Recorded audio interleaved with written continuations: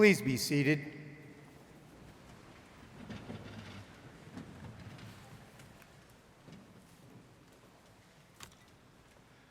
I don't know, something struck me as I was walking down the aisle. I thought, something seems different today. I'm not sure what it is, but, oh, wait a minute. We're here! How about that? We're here! It's not virtual! We made it! And boy, am I glad we did. And I bet you are too, because we have a day planned. Folks, my name is Dr. Barry Leese. I am the Program Director of Pittsburgh Institute of Mortuary Science, and I'm humbled today to be the presiding officer at the 163rd commencement exercise of our school. Our president, Eugene C. Grudnik, sends along his best, but due to the pandemic, he could not attend today.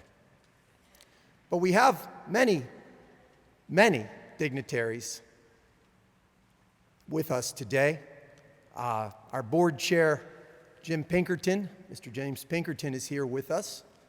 We have representatives from Teal, Gannon, and Point Park, Dr. Mark Marnich from Point Park, Dr. Paris Baker from Gannon University, and Dr. Tony Koss from Teal. We have articulation agreements with all of those schools, and we have a few graduates for them today. So we appreciate you coming to our graduation and sharing this live event with us. We also want to recognize Dr. Joseph Marcellia, who's our Dean Emeritus. He retired just before the pandemic, not too long, and I'm sure you're feeling pretty good there, Dr. Joe, that you got out at the right time. And of course, we welcome our graduates, our family, our friends, and our distinguished alumni of the Pittsburgh Institute, who may have some children here today. It's really a privilege to welcome you all at this live event. Today, we not only celebrate, of course, our graduates, but today we will also recognize and honor a true legend in the funeral service. But I don't want to get too far ahead of myself. Graduates, let me begin by starting with a sincere, heartfelt thank you. Thank you for answering the call to this humble vocation. Thank you for allowing PIMS the privilege of providing you your funeral service education, for letting us be a part of the good times and the bad, the coaching, the mentoring that was necessary to get you from this place into the field. Mortuary schools, like the profession itself, are adapting to perhaps what may be a new order in the funeral service. During these evolving times, there are certain to be growing pains, but rest assured, we did our honest, level best to get you as prepared as possible for your chosen profession. Speaking of evolving times, as we mentioned, I didn't forget about that incident that started back in March of 2020, where the world is faced with a global pandemic. Most likely, all of us have been affected in some way. And you know, sometimes things like that hit close to home. And in fact, one of our family, your classmates, I spoke with his parents last week, and they pleaded with me to say something to all of you. And of course, I'm speaking about your classmate, Ian Gilbert, who is battling COVID-19 right now, has been hospitalized for the past few weeks. Ian would be here today, but just today, We heard from Ian, many of his friends probably also did, that he has been taken off the ventilator. So he is on his way back.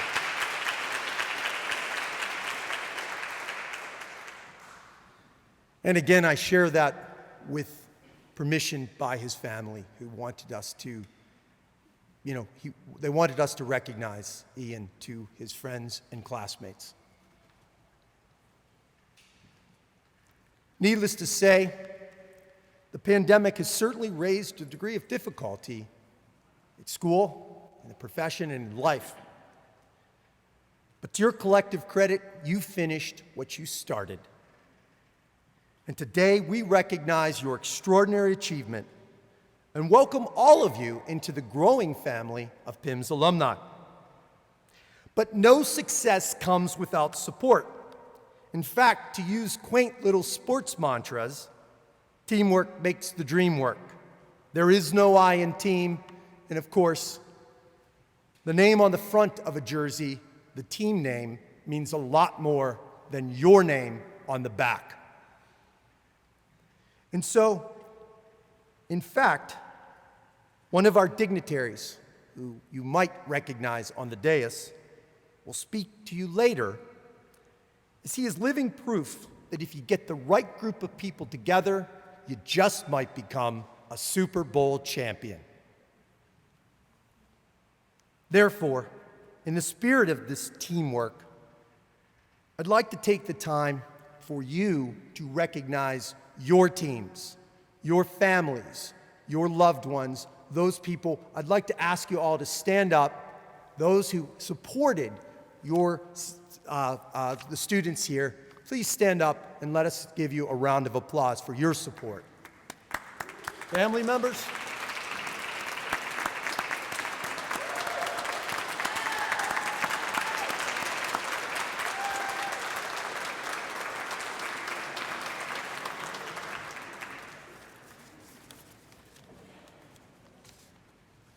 Those special people, I'm sure, counseled you, mentored you, heard the good, the bad, the ugly sometimes. And they are part of this journey and share in your success today. And there's another part of this team that was also instrumental in getting you here today. And that, of course, is our PIMS faculty, staff, and administration. I'd like to ask them to stand right now, and I'd like to give them a round of applause.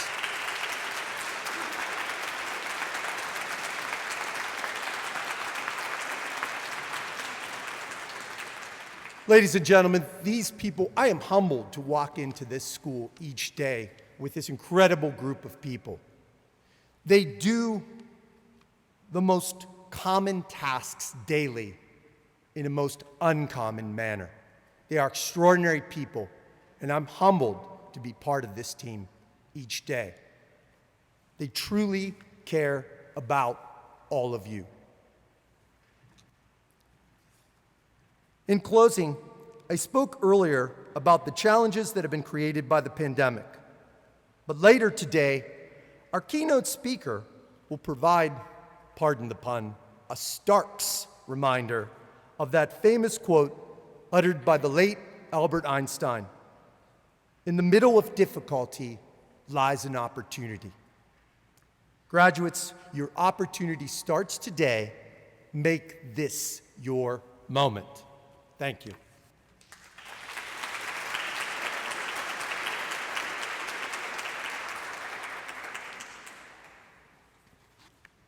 You can't get rid of me yet, I'm sorry. At this time in our program, before we get into the academic fun, I want to recognize someone who could not be with us today, but we recognize her with a special award for distinguished service and leadership. She is a true legend in the funeral service profession who, as you shall see, has contributed mightily to changing the face of the funeral service. Of course, I'm speaking today about our special dignitary, Eleanor Davis Starks.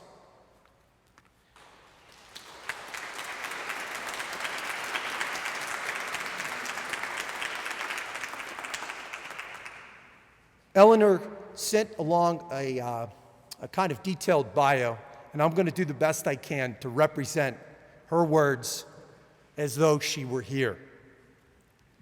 Eleanor grew up always wanting to be a funeral director.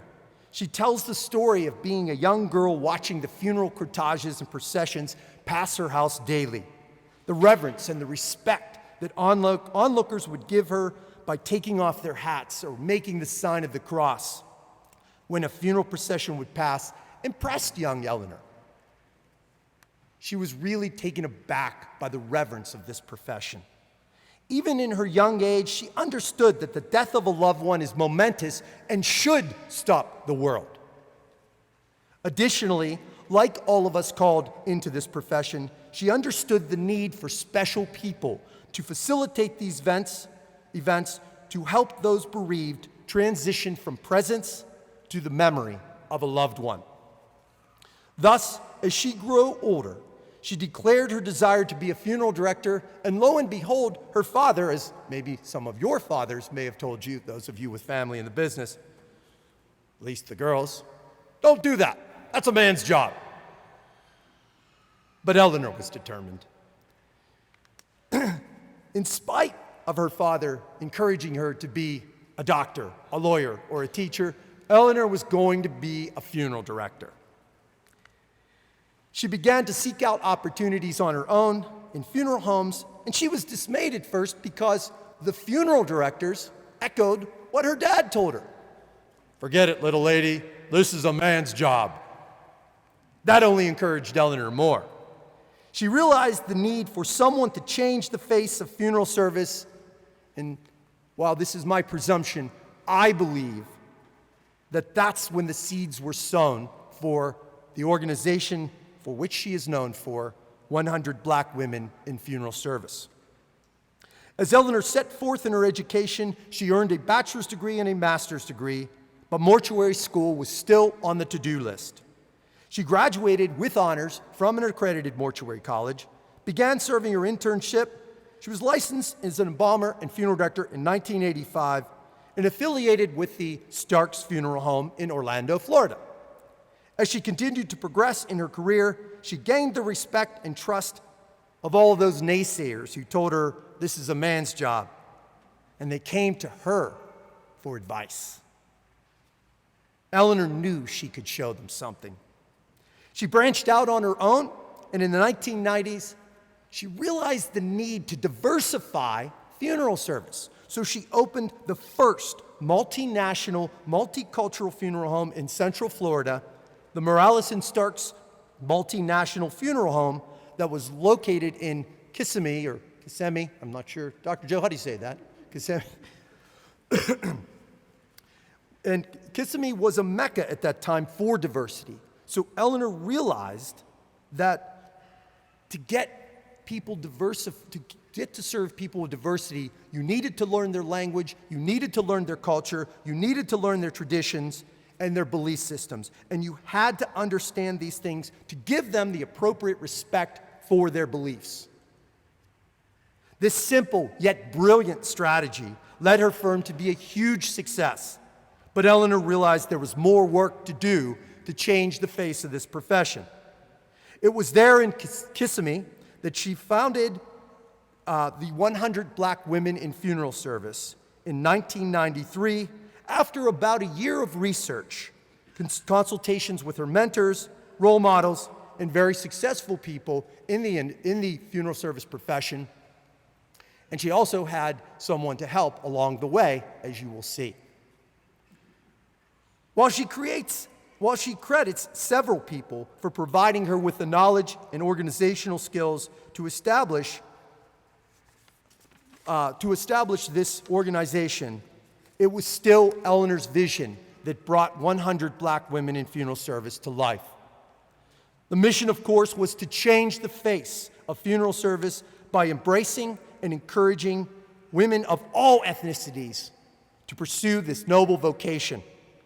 Almost 30 years later, Eleanor's dream is on display at this graduation, with 71% female doing that man's job. I applaud you.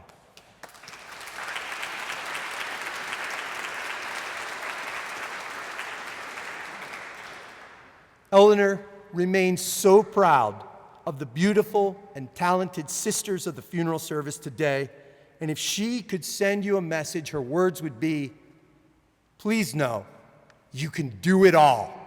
Don't stop. At this time, I'd like to ask Mr. Max Starks, Eleanor's son, to step up forward.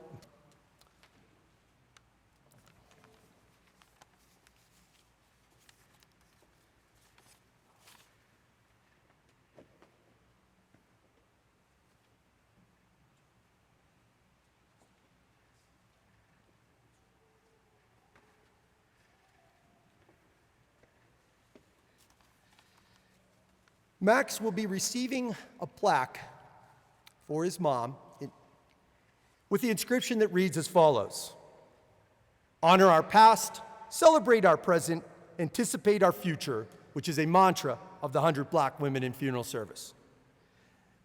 The plaque reads, Eleanor Davis Starks, in honor of and sincere appreciation for your lifelong dedication to funeral service, being an ambassador to the profession, advocating diversity and promoting opportunities for all, the Pittsburgh Institute of Mortuary Science recognizes you at this 163rd commencement exercise with an award for distinguished service and leadership presented on this 24th day of September, 2021.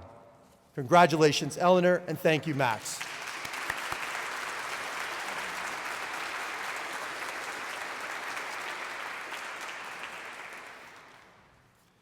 And I am almost done.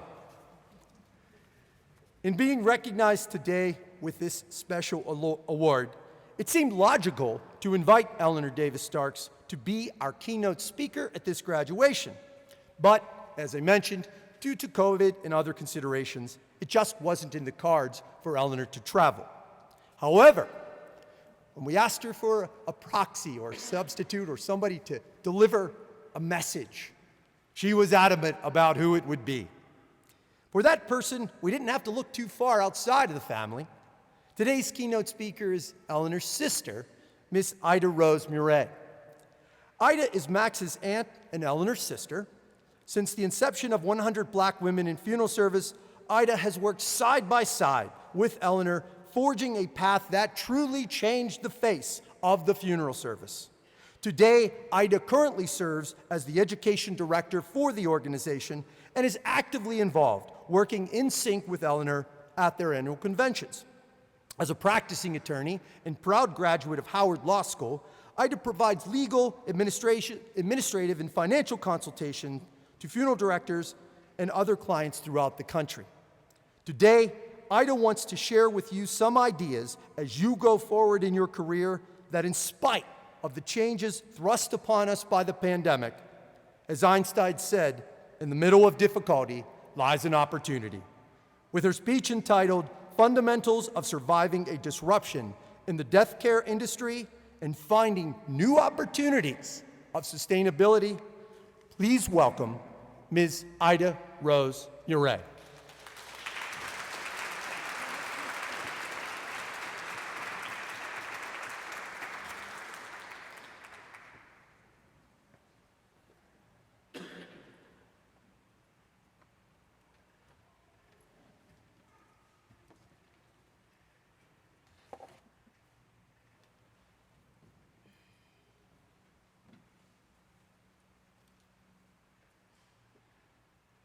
Get out all these gadgets here, okay? All right, give me a moment.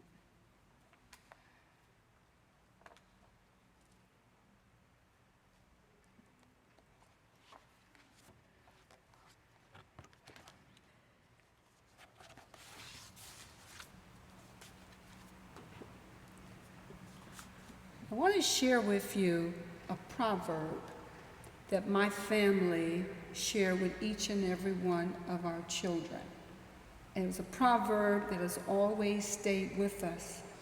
And it's Proverbs 16, 2-3. And particularly it is, all the ways of a man are basically clean and innocent in his own eyes, but the Lord weighs and examines the motives and the intents and know the truth. That stayed with me throughout my career as well as family members. And we always come back to this point, what is the truth? When we look at this industry of funeral services, I want to just simply give a greeting here to some outstanding people at this university. But I also want to recognize this establishment that we're in right now. It goes back to the early 1900s, and the school was started in 1939. That means they have stick-to-itness. They're steady as they go. They probably have been to 3 or 4 different pandemics, and they're still here. And that's important to you to note, because that's the encouragement that we have today, is that this too will pass. This too will pass. And in the industry that I come from, we don't fall in love with any notions of a business, because it's the people who make the changes happen. So let me just acknowledge the chairman of the board, James Pickerton. I want to acknowledge Dr. Barry Lease, the program director, chief operating officer, and the presiding officer of this particular ceremony.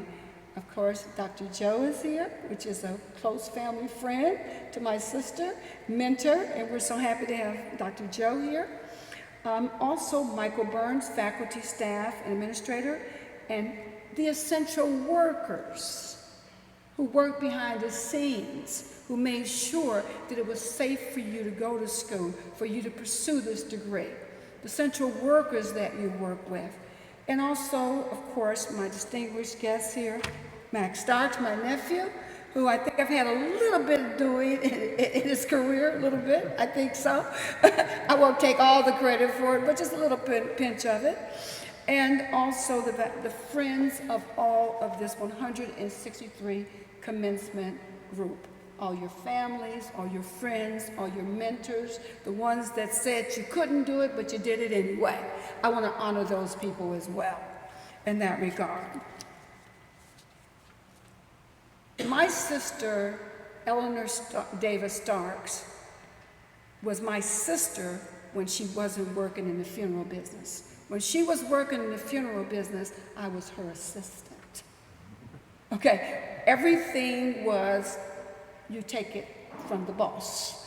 And that's the way she ran her operation, so you knew who was in charge at all times. There was no question in your mind about that. So she sends a special message this morning. When I talked to her, I said, what is it that you want to tell the graduates? And this is what she said to me. You must always lead with your heart. So I brought a heart for you. Always lead with your heart. She said in the funeral service industry, and always remember, the funeral service is as unique as you are. In other words, don't lose your personality when you go out there in the world. You're not a robot. If you're just sitting around deciding to basically be in a reception, handle, flowers, answer the phone, but never go in the back and look what's going on in the back of the funeral home, then you're really not a funeral director. You should know every aspect of the funeral business, from nuts to bottoms, what makes it tick, what makes it run, and if there is any weak spots in that, you need to know that too. You must be anticipatory and proactive, and not necessarily just someone sitting there waiting to get instructions. Because the most important thing is that you are actually a profit center. A lot of people don't think of themselves like that. But you're there to do a particular job, which goes to the bottom line of that business running. And therefore, you do have responsibilities that you must adhere to and act like a business. Because if not, what do when an entity doesn't work? You basically, you eliminate it. You never want to be ever eliminated. You want to always go forward, and that's very essential. She also said every wish, every dream, every idea comes to existence only through sweat equity. Sweat equity is a word you're going to learn very quickly. Sweat equity and sacrifice. And sacrifice. Sacrifice. Do not be afraid to be different. Do not be afraid to be innovative, but always respect the wishes and the needs of the families you serve.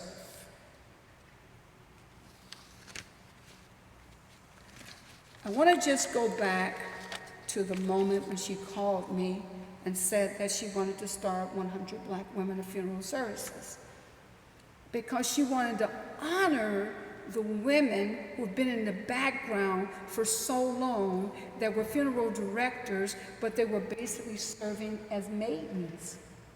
She couldn't get that out of her mind. How could you work so long in a business, know everything about a business, but not be in the decision-making process? So she said to me that she had a belief that, number one, people from non-traditional professions could find a life in the funeral industry, that they could bring so much wealth to the funeral industry from the outside, because the funeral industry was really kind of closed. It was kind of like you don't go past the funeral home. You know, people would avoid it, like myself, right? And you just didn't do that, you know. And when she said she wanted to be a funeral director, I was like, oh my God.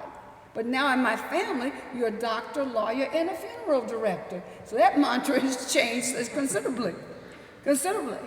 But what is important to understand is that we assessed the skills, and we took the point of least resistance.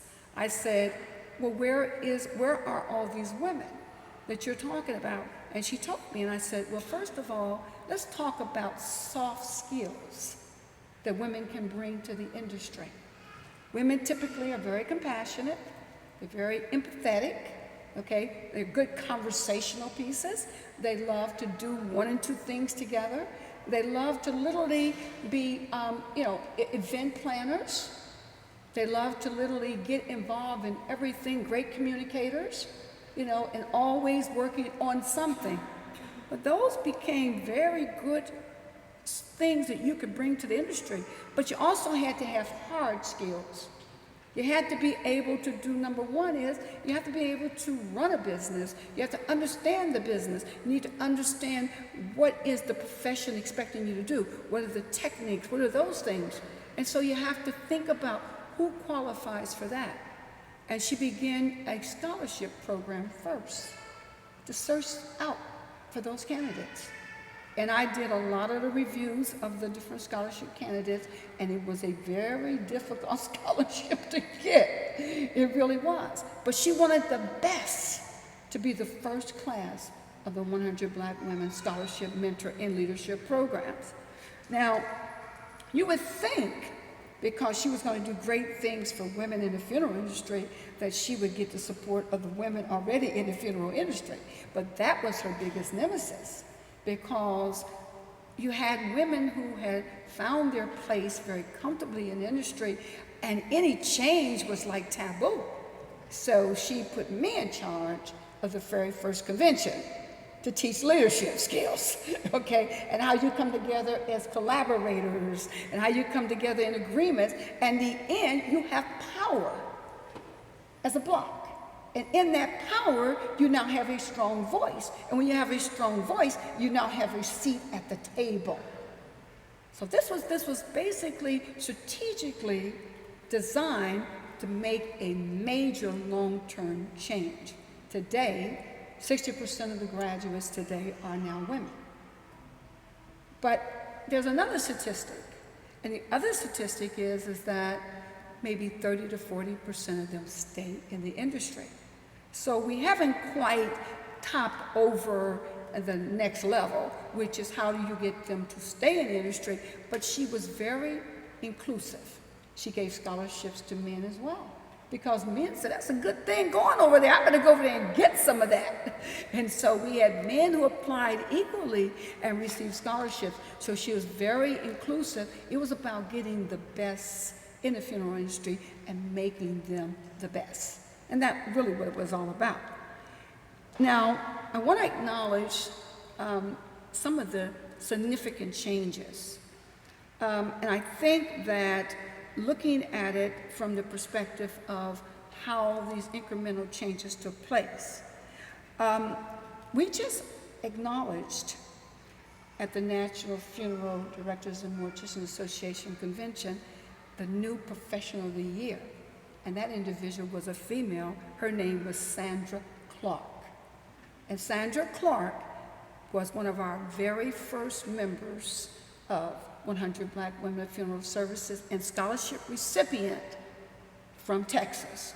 Sandra came from a teaching industry.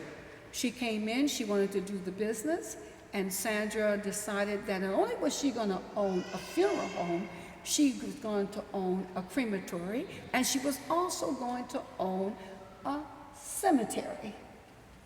And during the pandemic, Sandra Clark was the Professional of the Year for Texas for her delivery of her excellent services to the industry and her ability to, number one, be able to have different areas of value-added services that she could bring to her community. And Sandra pretty much stands as a real truism of when you start something properly from the bottom up, you get the best, and that's how the best gets better. And she stands on her own laurels right now. In addition to that, I want to acknowledge, Dottie Hector. She is not with us now. Dottie has gone on to the beautiful heavens. But what Dottie was, she was the master embalmer. She's a master embalmer in the Baltimore and in the whole eastern shoreline. And she was our first president, and Dottie was a tough businesswoman, but she said, you do it all. You don't stop. You don't do it all. You make a friend, and you do it all. And Dottie became the president of the Maryland Association, and she also had about 10 embalmings that she did for 10 funerals to keep them afloat in Baltimore. I want to acknowledge her. She's gone on to the higher heavens, but she definitely was a major mover and shaker in this organization.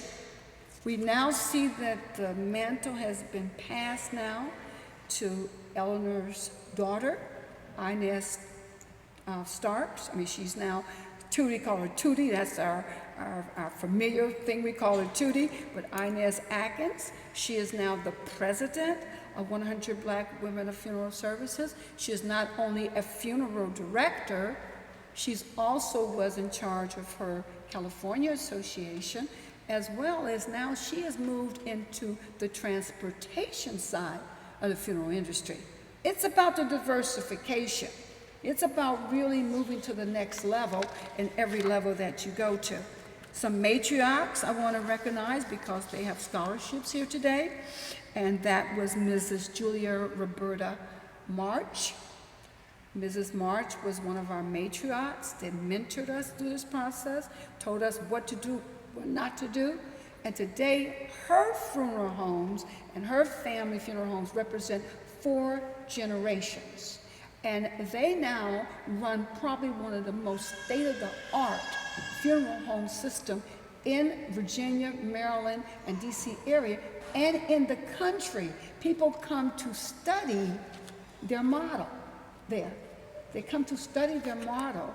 Victor Marsh, which is her son, he got a degree from Harvard University and came back and ran that business. And they come to study the model right there of what they're doing right there.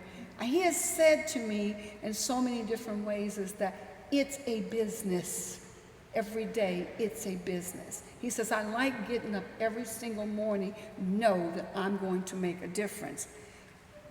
Not only did they do a crematory and funeral homes in all those areas, they also started the Roberta House.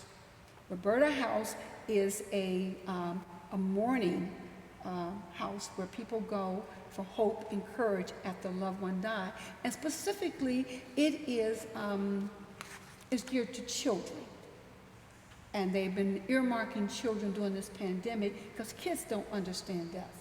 It's kind of hard to explain an 8-year-old, your parents have died of COVID-19. It's very hard to say your father is gone and things like that. So that's what the Marsh House, the Roberta House, is for. And so you can see the ones that have been diversifying have been really quite successful. Mrs. Stewart has gone on to the heavens as well, but her family is a 100-year-old establishment. But when her and her husband passed away, the reins was passed to her daughter, and her daughter is now running that operation. For the first time, it is the third generation of funeral director, female funeral directors, that is running that organization. So I want to say that, I wanted to acknowledge them, so you will know that this is not something that Mrs. Starks did not think about. She made it inclusive for everybody to enjoy in what the changes would be. I want to shift gears here a little bit here. We've all been through this pandemic, and it's been something that is unusual. It's larger than the flu epidemic was in terms of deaths. Everybody's experienced deaths. They've experienced the depression of it. You know, it's been hard to say goodbye to loved ones and things like that. But I want to talk about the funeral industry, which has been really a champion in this, as well as the hospitals, because they were the only two businesses that were fully in operation. Of all the business in the United States, everything came to still. The churches were closed, you know, the grocery stores, essential workers had to do that, but it was those particular industries that really held the day together. But see, the arc of change had already come to the funeral industry. It was pivotally ready for what happened during the pandemic. There were women in the industry who could handle these families. There were people in there that could handle the heavy load. You know, it was already there. But, you know, we had found ourselves basically becoming an industry of cremations. You know, it was starting slowly to become a dominant force. In 2019, it was already 56% of the business was already going to cremation. So when cremations became the norm, it was already drummed down into the industry and people's expectations, because the industry had already changed towards that. Now, surprisingly, if you look at the statistics from 2015 to 2019, it really is only a 1.5% incremental change. So what the funeral industry is in right now is basically an expansion. It's an expansion. So we have to acknowledge that in these simple times, this is unusual times. These are unusual times. And you've got this excessive growth that's going on in this industry. And I'm a businesswoman first. There's something called a trough. And when you're at the top of the hill, the next level is plateau, and then a trough. And then the business begins again. No question about it. So I say to the graduates, you are at a pivotal jumping off point where you will be the next sea change of this industry. Because there will be change. There will be change, but you're right there at that pivotal moment. You really have the power because you already have the connectivity. A lot of you are Generation X, so you understand you're tech savvy. You know that in fact that how to get around the internet, a web page and all of that. You know, a lot of you are branding yourselves. You know, you're trying to find your uniqueness and all of that. So that's in there as well. but you also have the traditional people who still want to stand on purpose. Cremation is the trend right now. I will admit to that. In Canada, it's 70% of the business. 70% of the business. And I do understand that it's been projected by 2040 that it could be as much as 80% in the United States. But I want to caution you on that. Be careful. Because it's not the funeral industry that's changing that. That is the people's needs that's changing that. And they change, and change comes faster and faster and faster, and you can't stop change. It's inevitable. You know, when you look at the generation that was like pre-World War II, that generation pretty much were pretty steady as it goes. Patient, steady as it goes. But the baby boomers came along and they felt entitled to get things done. You know, get it done now, get it done now, get it done now. Now you have the Generation X group, and the Generation X is saying, do it quick, do it fast, but they get old. They mature, and they change. My feeling is that when you look around you, we've shifted on how people do business, but we have not changed on why you do business. The why is still there. You're doing it for the dignity and respect of the loved ones as well as the preparation and care of the deceased. That has not changed. All these years, it has not changed. That's always been the mantra to do that. But the how you do it, that's what's changing. And you must be aware of that. Any industry that you get in right now, you literally have to be a lifetime student of it. If you're not doing that, then you're not improving the craft, you're not improving yourself, and you're not improving your potential in the industry, because change is very rapid right now.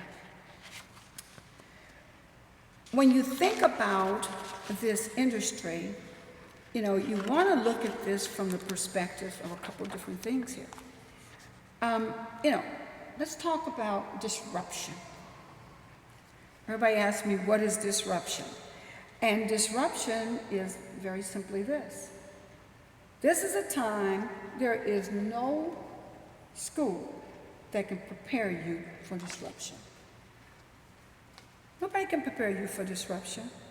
But when the supply chain runs out, okay, you've got bodies stacked up because you cannot cremate them, nor can you get to the medical examiner to get a death certificate, and you've got them stacked up. And then you've got people don't know what's going on, why it's going on, no testing, there's medical protocol, there's nothing there. That is called disruption. And in our industry, disruption is opportunity. And a lot of people made it their point to look for the opportunity in this, because the number one, I would say number two, industries that flourished through this was the telemarketing groups, the telemedicine, and now the funeral industry is a $21 billion industry. That's the new change, because now you've got everybody's attention. They now want to know what you're doing, how you're doing it, and why you're doing it. Okay? That's the attention you have. And then I was speaking to someone earlier, and we were talking about the changes in cremation, and there's a lot of states around this country that do not have any regulations whatsoever on cremations. I predict there will be new regulations on cremations. You know, the state's not going to pass up that opportunity to have a say-so on that. And at the same time, you know, from different states to different states, you have different laws. And you have overseers like the FTC, they will look at that, because now you are on Fortune magazine. Now you're in the Forbes magazine. You're no longer a mystery. You are now arrived, okay? And you're now a Wall Street darling. But what comes with that, it comes with that much is given, much is going to be expected. So I say to the new graduates is that you are the new power. We're going to look for you to make the next major change in this industry. But also, you're not just going to be idle, you're going to be agile. You have to be able to change when the change comes, because there is going to be change. Make no question about that. There is going to be change. I want to talk about how you become sustainable. You hear this word all the time, right? If we go in and we do climate change and things like that, you know, we're going to be sustainable, we're going to be sustainable. But sustainability is your ability to react to change. Sustainability is also your ability to operate within change. So I decided that I would put down a couple items that I think will basically get you through that process. And I think that is essential that we think about it. I talked about being agile. And that's a word that we don't hear too much in the funeral service business until the pandemic. And that is your ability for you to navigate this human experience that you're going through. To navigate it, it starts here, okay? You have to be solution driven. One of the biggest complaints that the businesses have is that they can't hire anybody because they don't know how to solve problems. You have to be problem solvers. So you gotta be agile. So when you go into any funeral home, you gotta ask yourself, what's the weaknesses? What's the strengths? Okay? How can I improve this? And you want to be part of the decision-making process that you can contribute to the bottom line. Don't see yourself just in an internship or in a first year as just somebody that just came out. You're coming out with the power. You're coming out with the critical thinking that didn't exist before in a lot of these organizations. So you need to look at how you can get to that decision-making table, because you very well might be that difference. You very well might be that difference. And think of yourself, like I said, as a business entity and a profit center. And that's going to be a way you're going to be able to sustain yourself in this business and go to the next level. We talk about the business mindset. Well, most people, when they think about business, they think energetic, opportunist, ambitious, bold, challenging, savvy, entrepreneurship, business friendly, and all of that. That is true. All that in the can of soup. But a business-minded person leverages. They leverage their time. They leverage their time. We are a global entity now. You can get on the internet right now and encounter over 100 million people a day new. Organizations like LinkedIn, which is for businesses. You want to have a fingerprint on something like a LinkedIn. So you can be recognized and you could follow your career through that process and make friends throughout that process, because who knows, one day you may have to reach out to that individual. So that's one of the things you want to be able to do. The other thing that you want to do, you want to look for opportunities. You want to look for opportunities in the industry, and you want to follow trends and don't get stuck in one trend. Look for when the next trend is coming and be anticipatory and be proactive. So if you think with a business mindset, you're always thinking about how can I improve this business, how can I improve this industry, and how can I also collaborate with all this talent that's in this room that I'm graduating with. Get business cards from them, get their names, get their numbers, stay in touch with them, collaborate in the 163rd commencement group, give it a name on Facebook, follow each other, encourage each other, be each other's wind beneath their wings. Make sure that you're following them, because there's going to be good times, there's going to be bad times, there are going to be hard times, there are going to be long hours, and there are going to be dreary times. One thing things I found out about my sister. She was the best when it came to dealing with death.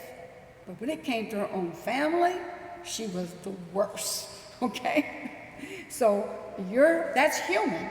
That's human. That's human. And so you're going to need somebody when that time comes yourself. So this is why you make this friendship with this group. Don't let yourself leave this room with not getting each other's telephone numbers and emails and staying in touch.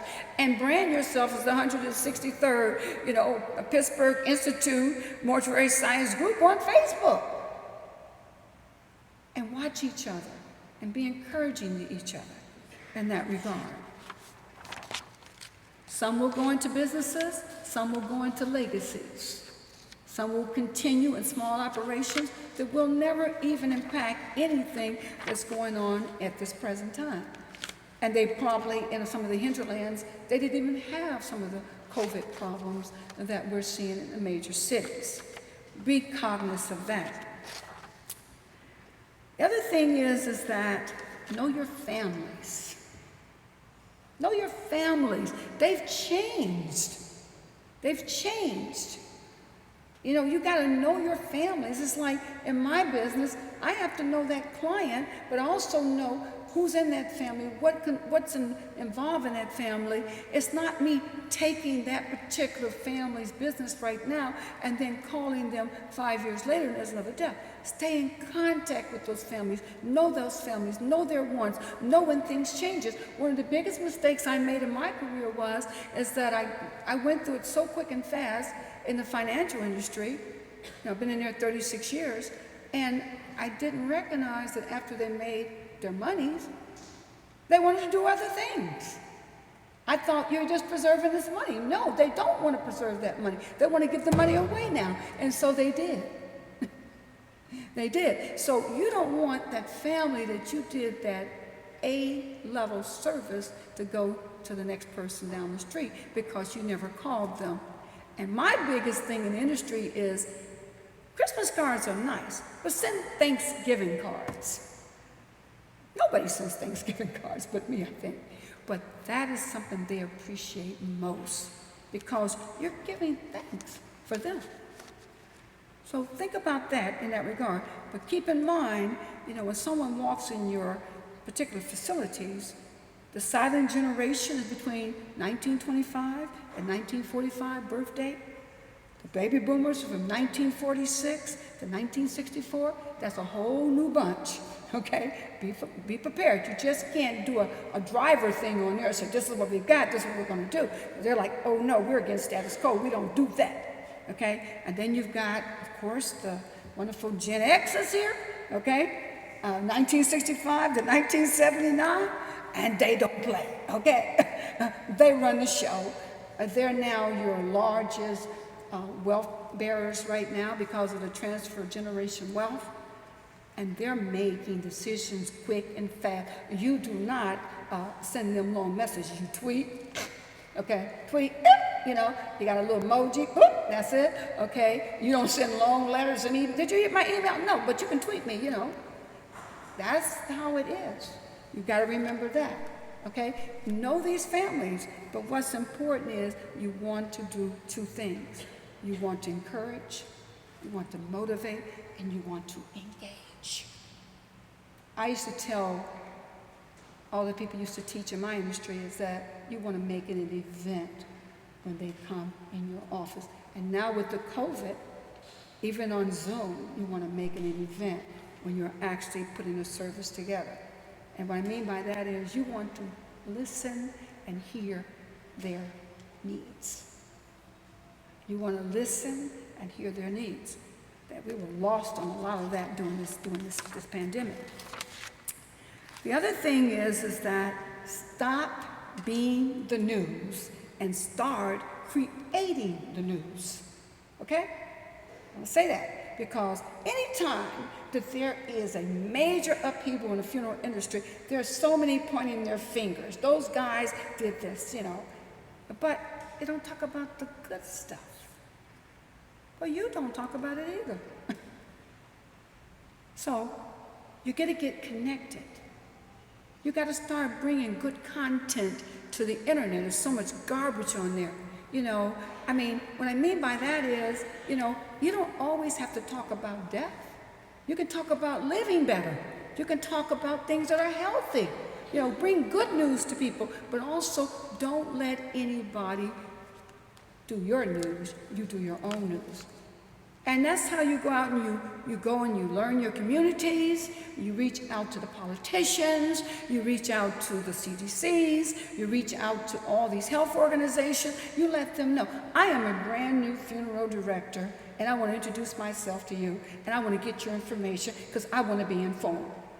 That's going to take you a long way because what that's going to do is let them know you are serious about this. You're serious about this business. And that you want them to know the good stuff. And they're going to call you because they know you're serious. They're not going to call the ones that they don't know. They're going to call the ones they know and have a substantial relationship with. And that's very important in this industry to establish substantial relationship. If you have an overflow in your funeral home, be generous and pass it on. They'll do the same to you. Don't always have to be as competitive. In Florida, we're real competitive down in Florida, okay? With the ministers and everybody. But they had to work together during this pandemic, and that changed a lot. The other thing is that learn to deal with failure. Learn to deal with failure. Don't internalize it. A billionaire will tell you, I think about it 24 hours, and that's it. It's over. Let's move to the next thing. But be able to acknowledge it, see the opportunity in it, and seize an opportunity to fix it. Seize the opportunity to fix it. Don't walk away from it. See where your ebbs and flows were on that. But be able to seize the opportunity. And that's what we don't do.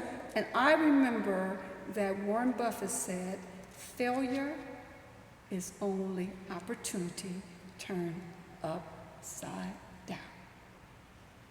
That's what it is. It's failure is opportunity turned upside down. That's what it is. It's opportunity turned upside down. Build a system of accountability. A lot of times you have a lot of people working in an organization and it's a hustle and bustle time and there's no accountability, but be accountable to yourself. If you're not doing something right, ask for help. Don't think that you're an expert on everything. The person who seeks out mentors and consultants from people that know, you may make lifetime friends with that individual.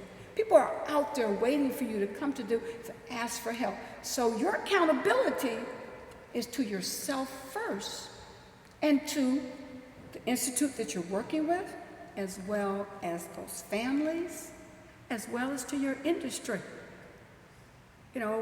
We've seen a lot of things happen that weren't so kind in the funeral industry. And they fell on the accountability. That only hurt you, it hurt the industry. It's time to raise above that. Because this is real business now. This is a $21 billion industry now. This is not something that you put in the back room anymore. This is clearly in the public's eye. So build your own accountability system to protect yourself. To protect yourself. Very important. I got 2 more to go here. Know your business cycle. Know your business cycle and plan for it. When I traded oil years ago, one of the things that was missing from the industry is that the refiner didn't know when to buy and the marketer didn't know where to buy and they didn't know what to do. And what I created was an opportunity for them to be able to do basis analysis of what they used to buy, where their seasonalities were, and where their growth was, and where their lag was. And they were able to determine based on that. When they saw that differences, they knew it was time to buy, they knew it was time to sell. This industry is no different. You've got those different troughs and things like that. So know your business cycle. In the financial world, when you start off new, you're just a little seed, a mustard seed, okay? You're lucky you're going to be able to get any money because the reasons, the actual dollars it takes to get into the funeral industry has not changed. That has not changed, okay? The people have changed, but the money that it takes to be in the industry has not changed. So you got to work with legislators to basically get some of those changes, but understand that. So the number key thing for graduates who are looking at starting their own business is get to know your banker. Go into your banker, put an announcement out in your community that you have graduated, that it's in your local paper, that people know you exist. Walk into the banker and say, I am a new funeral director, and one day I may be walking in here and asking you for $50,000. I want you to know this face when I walk in there, because I'm coming with the goods when I come. I'm going to be ready when I come, but you're just a seed right now, a mustard seed, and you know that really can expand. The other side of it is that know, again, pretty much in terms of where the growth phase is, and also understand when things are starting to mature. You heard the statement. My sister came into an established Stark's funeral system. That system right now would be 100 years old, wouldn't it? Be about 100 years old right now.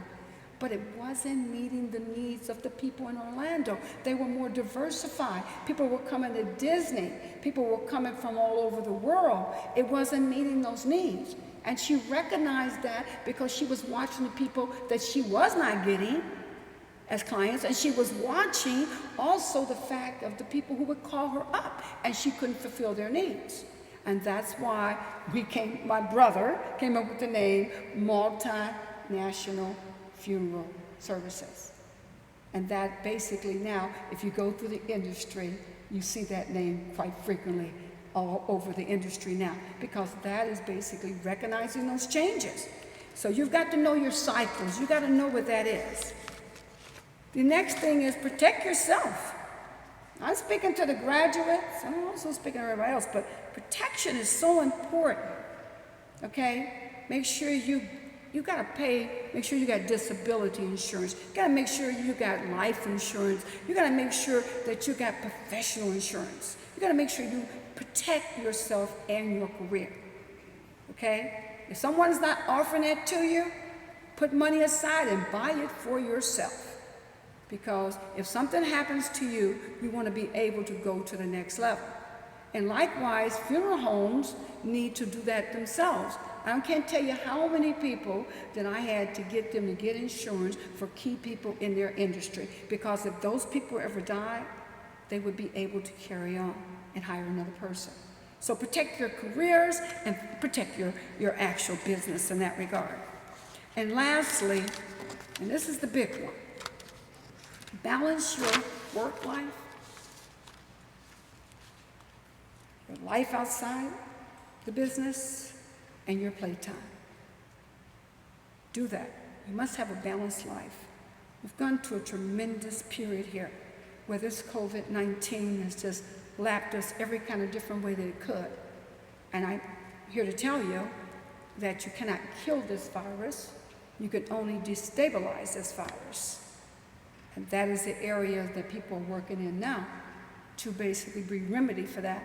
And so we're going to have more pandemics because North America is the largest respiratory, use of respiratory equipment and anywhere in the whole world. So we're going to have another pandemic, no question about it, but you got to be prepared for that. But, the workers had to work overtime. They had to change the business model from traditional to this new thing here, overnight. And that was a lot of fatigue. Americans are fatigued, and the workers in the funeral homes are fatigued as well. But you got to balance that. You got to take time off for yourself. You got to ask for that. Now, I know on Saturdays, that was everybody in my family. That was the time we all shut down and came to Orlando to work in that funeral home. We all did that. We all knew that. Saturdays, we go to Orlando. That's what we do, okay? That was no question about it. We went to Orlando. We knew our time and place where we were supposed to be, okay? But you've got to really track yourself. And I tell you, graduates, to journal your time. Journal your playtime and journal your lifetime to your family and to your relatives. They're the ones that got you here. through the support. Don't forget them, because they're still there. They're still the wind beneath your wings. But also balance that and just live a life that is well balanced. If you do that and you take care of your health, you're going to be in this industry for a very, very long time. But you've got to balance that. And that's something that's not too common in the funeral industry. It's not. But in order for you really to be able to maximize these new opportunities that are in front of you, you got to have enough strength to do it. You got to have enough moxie to do it. And you got to be able to get up and do it. And I'm saying if you don't balance your health, you're going to fall by the wayside. Because it's not going to be the end. The changes are coming dramatically. I want to leave you with this. If cremation continues to grow as a consumer preference for funeral homes, okay, a professional funeral director will always be able to make it a unique, a creative, and innovative experience for that family. Never lose sight of that if it continues. Never lose sight of that. And also, I want to share with you some of the why you do it.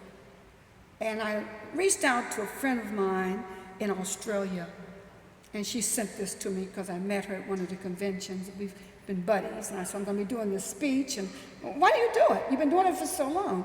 And I want to quote her correct, so I'm going to read this. She says, her name is Karen Lane, and she's Lady Anna Funerals in Australia. She describes 5 reasons to me. She said that it's contagious helping people that are in need.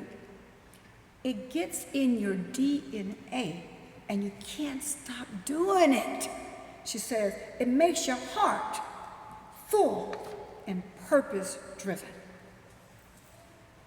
She loved counseling people through the hard decisions. Most people need help and guidance to ensure they make the best decision they can for their families. She believes that funerals are about the living, not the deceased. Mourning is private. Mourning is private. That is the equation that is missing from all of these cremations.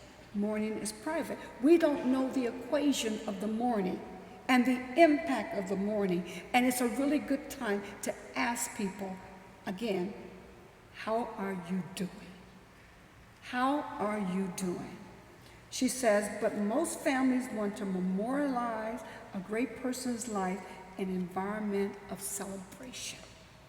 She says, you love giving human and real help to people by supporting families and carrying out their loved ones' wishes. And finally, she said, I believe every time that I get out of bed, I know that I am going to make a genuine difference.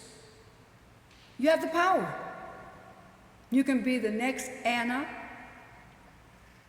of the funeral industry. It's something that you chose because of something that happened in your life. People don't just wake up in the morning and say, I want to be a funeral director, okay?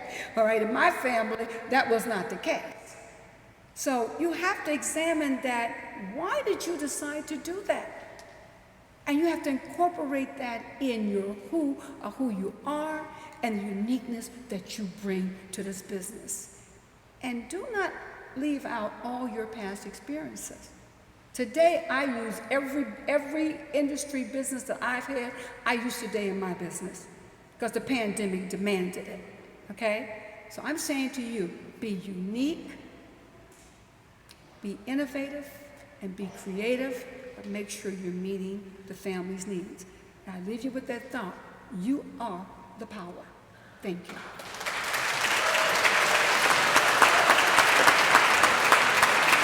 Why I get down.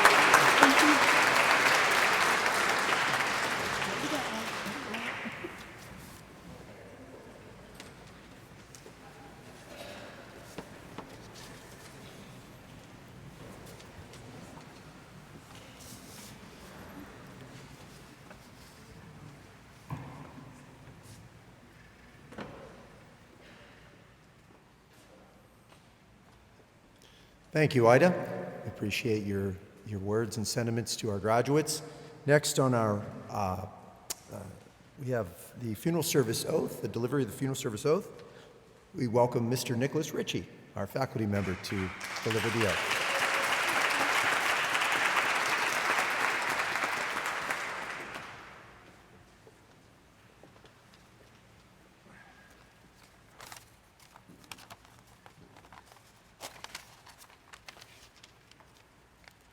Good afternoon, everyone.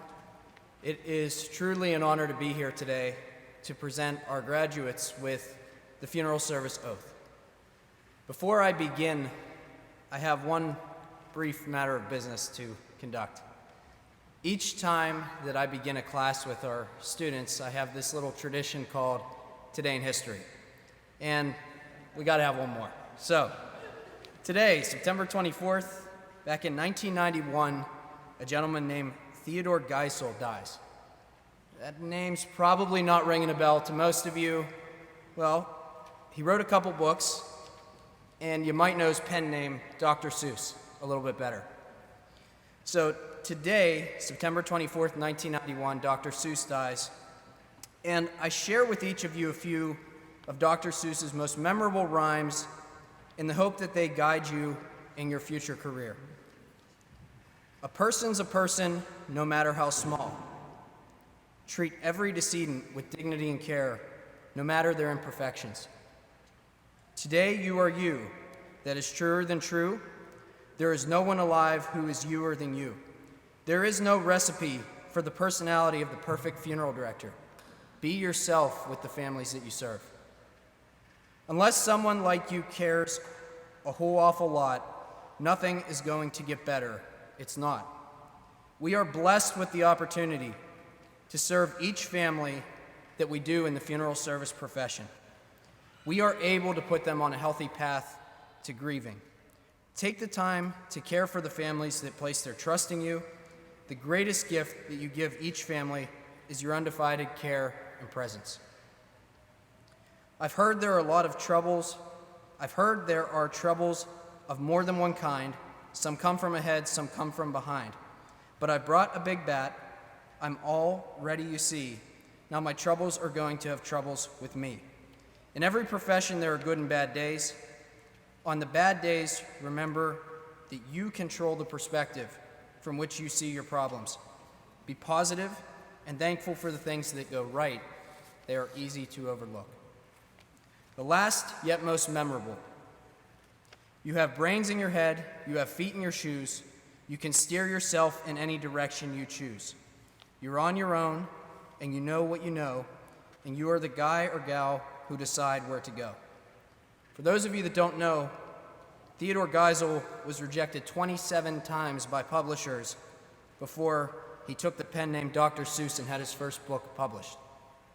In every moment, look for opportunity and take accountability for the future that you have worked so hard for over your time at PIMS. Make PIMS proud. I now ask our graduates to please stand to take the funeral service oath. Please raise your right hand and repeat after me. The oath is also available in the program if you would like to follow along there. I do solemnly swear by that which I hold most sacred, that I shall be loyal to the funeral service profession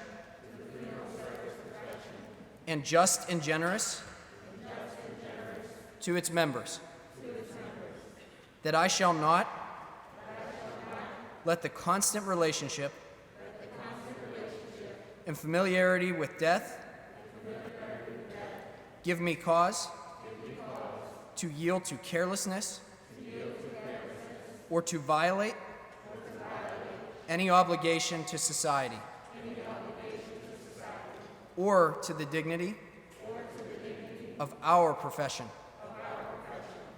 that I shall obey the civil laws, that I shall not divulge professional confidences,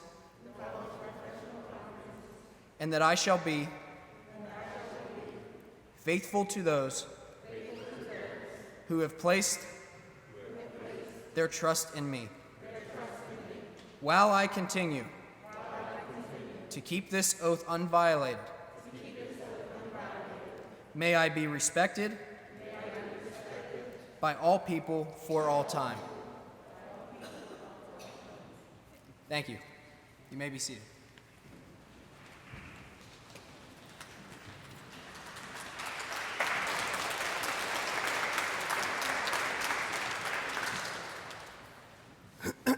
Thank you, Mr. Ritchie. Next, perhaps the moment we've all been waiting for, the presentation of the class at the 163rd commencement. For that, I invite the Dean of Faculty and Students, Mr. Michael Burns, to the podium.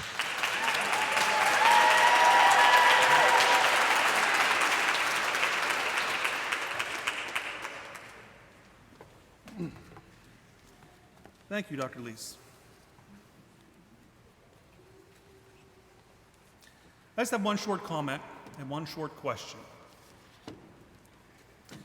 Ever watched a movie or a television show where time travel is involved? What usually happens is the stars go back in time and right or wrong, along the way, very careful not to mess up anything by changing too much because it might change the future. A simple sentence or a small act could really change the world for the future. So the stars in the film fix what they meant to fix. They carefully erase their tracks, make sure all is good with the world, and travel back to the present. If it was only that easy. Too bad time travel is not yet possible. Or is it? What would happen if we did influence the future with what we do now? The simple sentences and small acts that you will do will change things for the future. In fact, the families you serve will come to expect you to do just that. They will hang on every word you say and every action you make. The compassion and empathy you already have, and now the knowledge that you gained in school will change the future. That is your job. Now, I have a question for you. I got a letter today from the Pennsylvania Department of Education, and they said I didn't ask enough questions in one of our classes. So I'm going to ask you one more question to make sure that we have enough education to graduate. Now, don't call it the answer yet. I'll tell you when to answer. It's a restorative art question.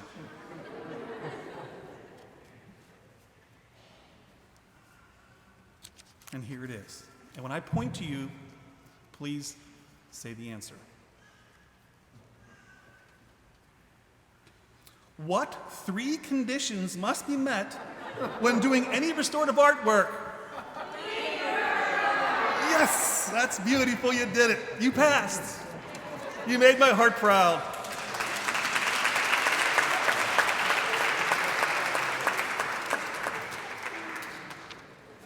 All right. I now have the honor of presenting to you the 163rd class of the Pittsburgh Institute of Mortuary Science. I'm going to ask Mrs. Alachko, our registrar, to please step forward.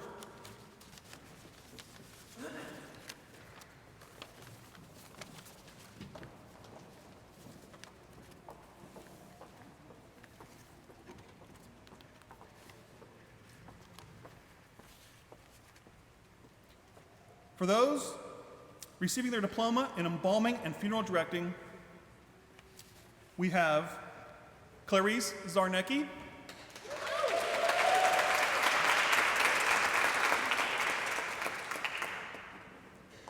Mia Willie Mae Jones,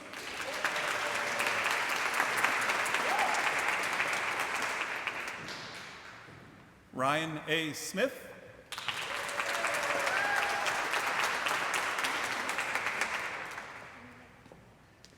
Kylie E. Taylor,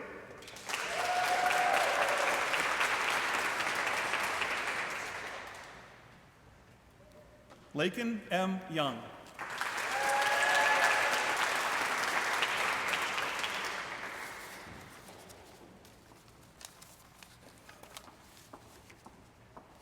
For those that are receiving their associate and specialized technology degree in funeral service arts and sciences, please step forward.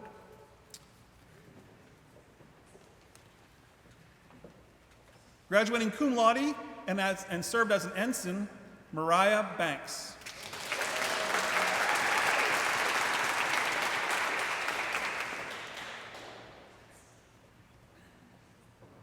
A member of the Student Senate, Samantha D. Candelore.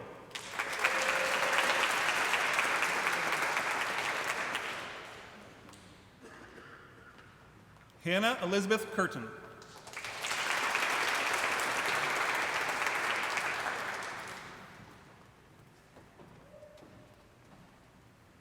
Whole row. Danielle M. Davis.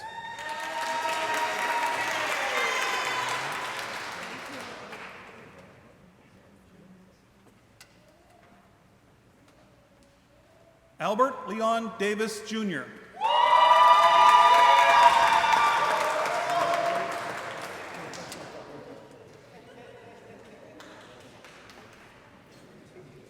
Nicholas A. Falcone.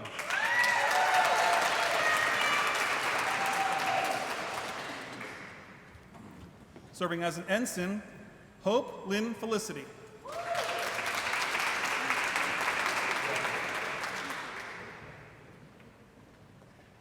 Montana M. Gabrielle.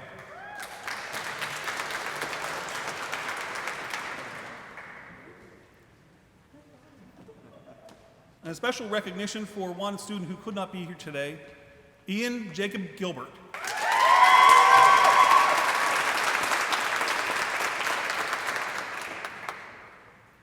Riley Edward Hinckley.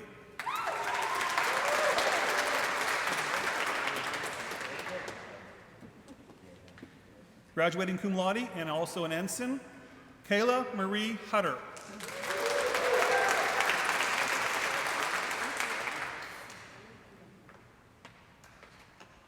Maya A. Konechny.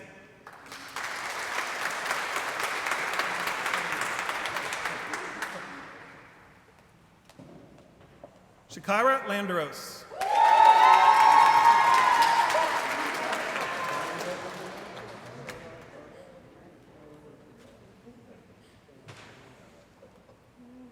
Mary Teresa Lehman.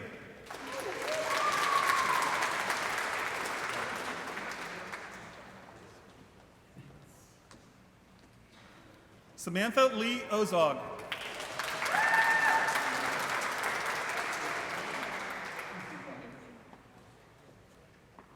Graduating summa cum laude, Kelsius Radowitz.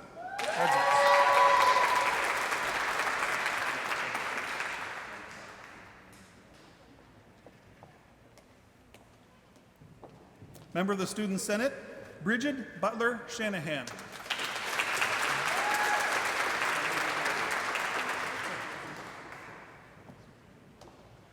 Graduating cum laude, a former member of the United States Marine Corps and a member of the Senate, Jane Elizabeth Simcoe.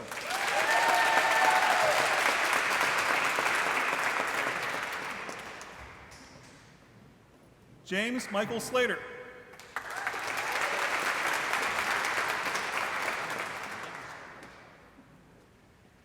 William Slater.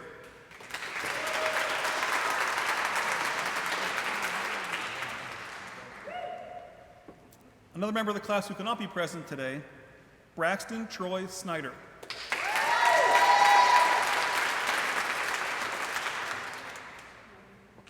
Maggie S. Whalen.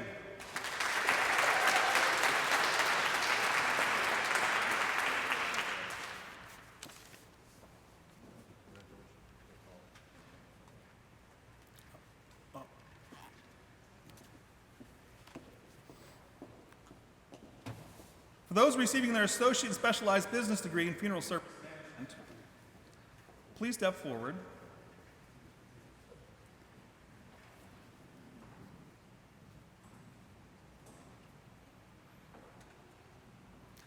A member of the Senate, Eden K. Gannon.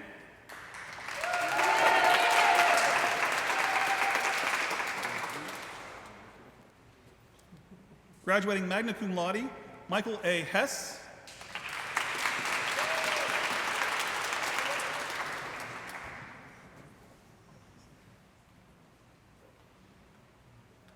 Danielle Kachua.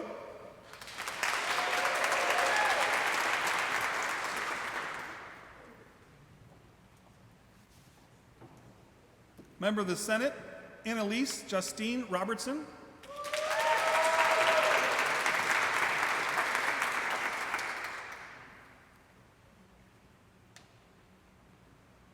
Brianna Michelle Schramm.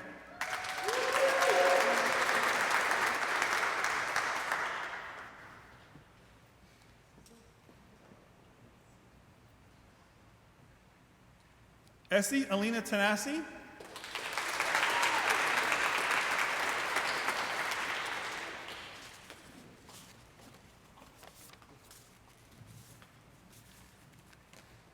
Madison Grace Wharton, member of the member of the Senate.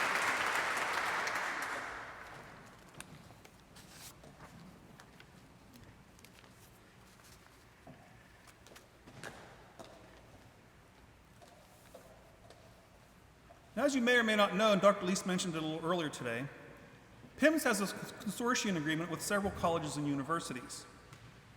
How this works is that after 3 years of study at their schools and 1 year of study at PIMS, these institutes of higher learning grant these students a bachelor's degree in funeral service. At this point, I'm going to ask Dr. Anthony Koss, Dr. Paris Baker, and Dr. Mark Marnish to please step forward.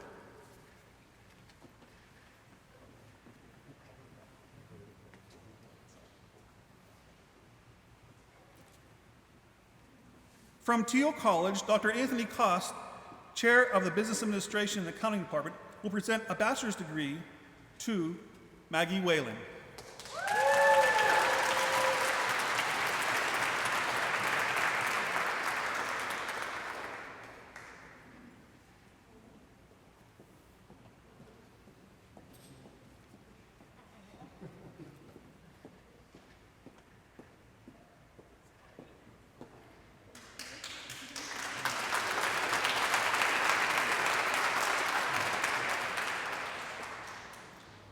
The dignitary from California University of Pennsylvania was not able to make it today, so I'll ask Dr. Leese to please step in their place for a bachelor's degree for Kayla Marie Hutter.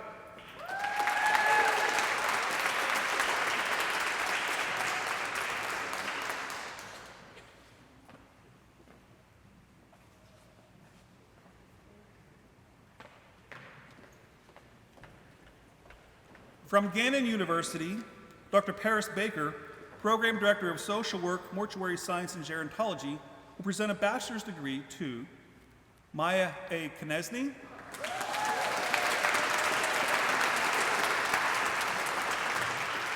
and Riley Edward Hinckley.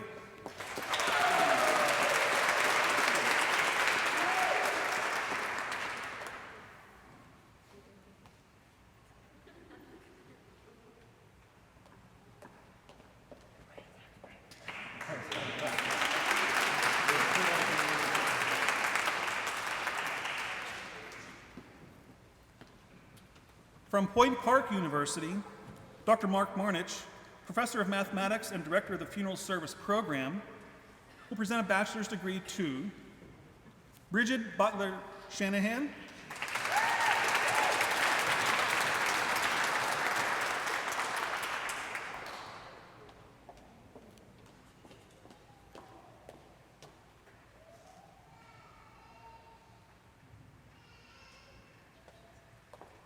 Hannah Elizabeth Curtin,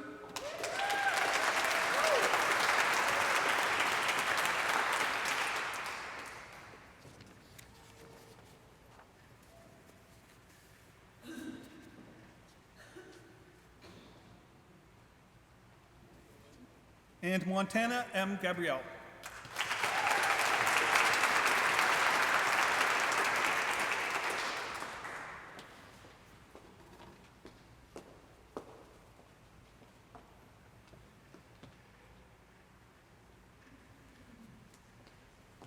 Thank you, gentlemen.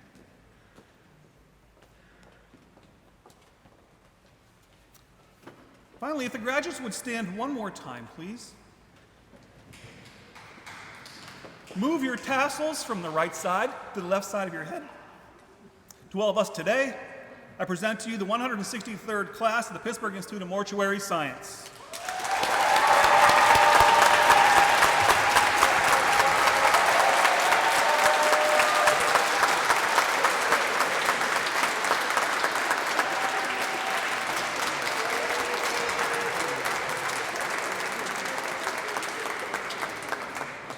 Thank you. You may be seated.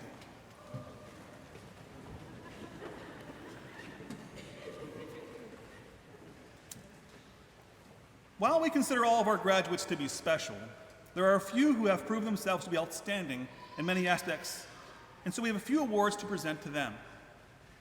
Again, I have the honor of presenting these awards.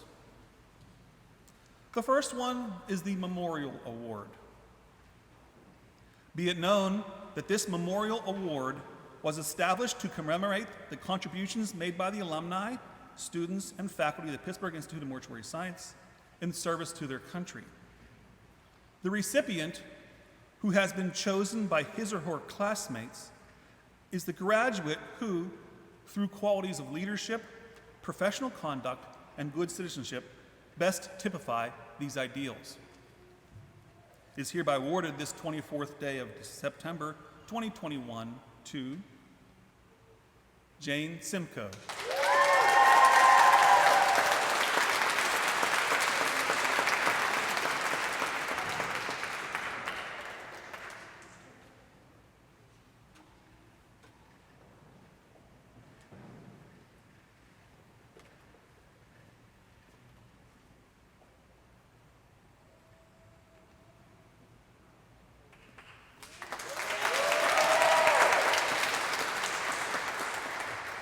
If Michael Keurig, the representative from Pierce Chemical Company, will please step forward and present this award.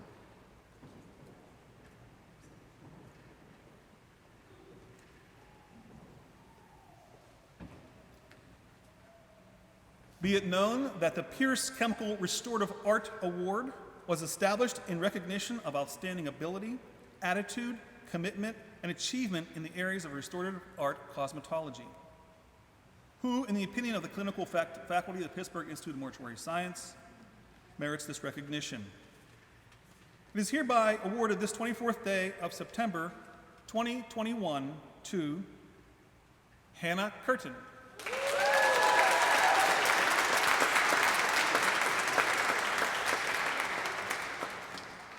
This award includes a plaque provided by the Pierce Chemical Company.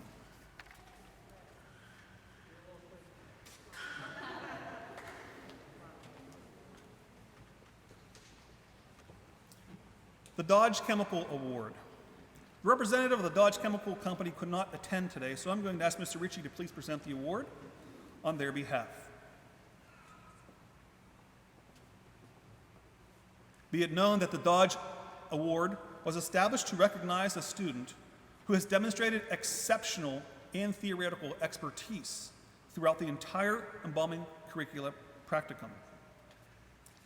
It is hereby awarded this 24th day of September 2021 to Maggie Whalen.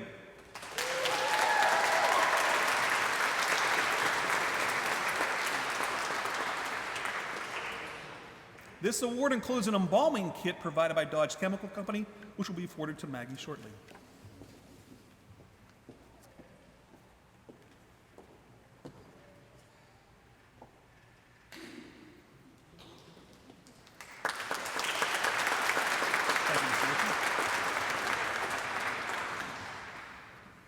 T.J. Roser, if you'll please join us at the dais. He's the funeral director and coroner liaison from CORE, the Center for Organ Recovery and Education. The Center for Organ Recovery and Education has established a Pledge for Life Scholarship Fund. It is awarded to one student who is enrolled in the Pittsburgh Institute of Mortuary Science and who can demonstrate that they will make an impact on the field of organ, tissue, and cornea recovery. The scholarship is funded through CORE's Partnership Strategies Committee by delegating funds given in memory or in honor of an organ, tissue, or cornea donor, or transplant recipient. With over 123,000 people waiting for a life-saving transplant and many more in need of tissue or corneas, this scholarship will help develop professionals who can make a difference in these people's lives. It is hereby awarded this 24th day of September 2021 to Mariah Banks.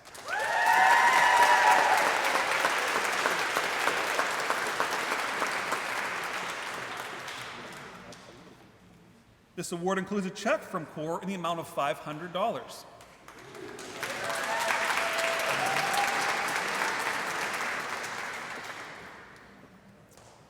If Paul Bowman will join us, please.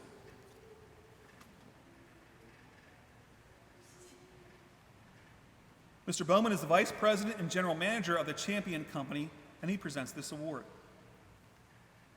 Be it known that the Champion Award for Mortuary Science Excellence is a criteria-based award of merit.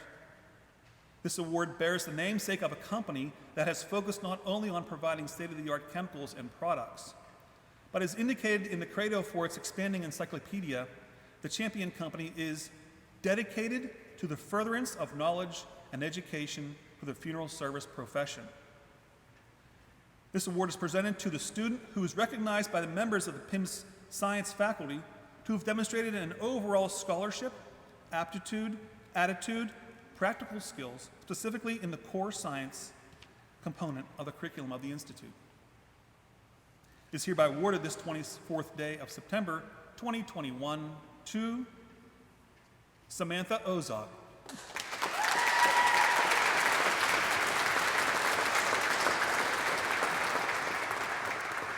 This award includes the engraved plaque and a credit with the Champion Company for $500.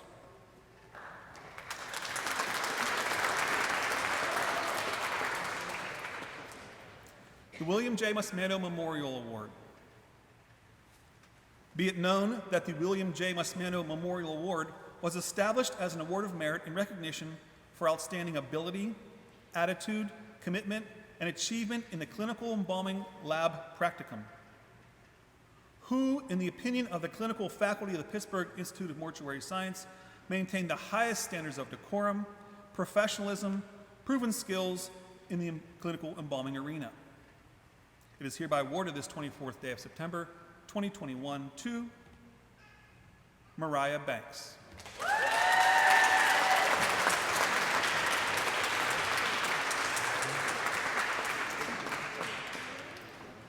This award includes an embalming kit provided by Mr. Wayne Irvine. Mr. Irvine was a graduate of PIMS who also won this award, and a $500 check provided by the PIMS Board of Directors.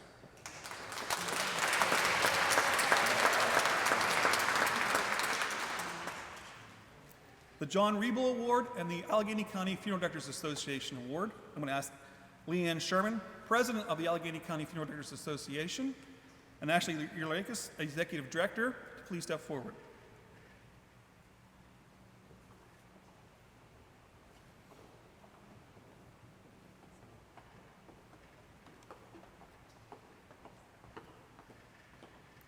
Be it known that the John Riebel Award was established as an award of merit in recognition of outstanding scholastic achievement in all branches of the curriculum at the Pittsburgh Institute of Mortuary Science.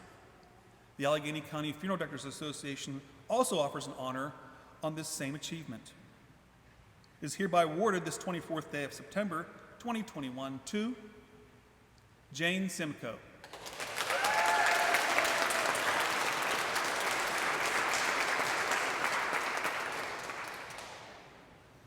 This award includes a check from the Allegheny County Funeral Directors Association for $250 and a check for $500 presented by the PIMS Board of Directors.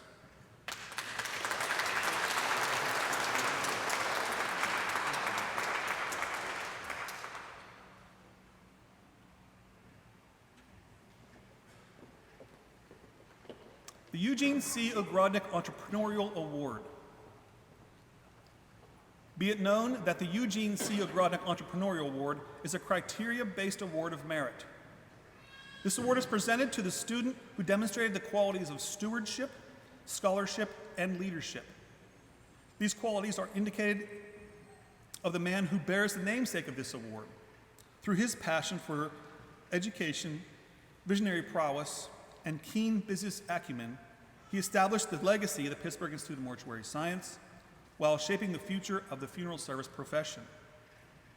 In honor of his namesake, this award is presented to the student who, as recognized by the core business faculty of the Pittsburgh Institute of Mortuary Science, is deemed to have entrepreneurial spirit and the greatest potential to impact the funeral industry at large. It is hereby awarded this 24th day of September 2021 to Mariah Banks.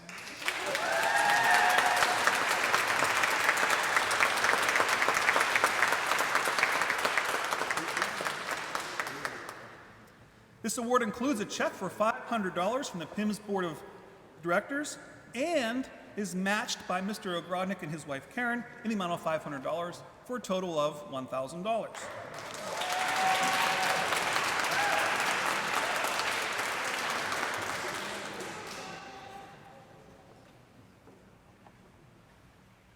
"100 Black Women in Funeral Service." Ida Murray, Esquire, who was standing in for her sister Eleanor Starks, president of the 100 Black Women of Funeral Service, presents this award.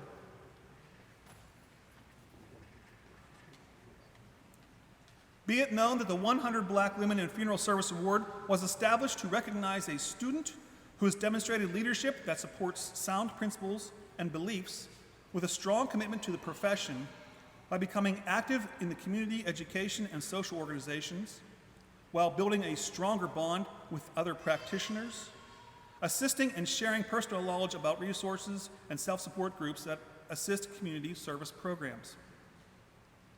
It is hereby awarded this 24th day of September 2021 to two recipients, Mariah Banks and Shakira Landeros.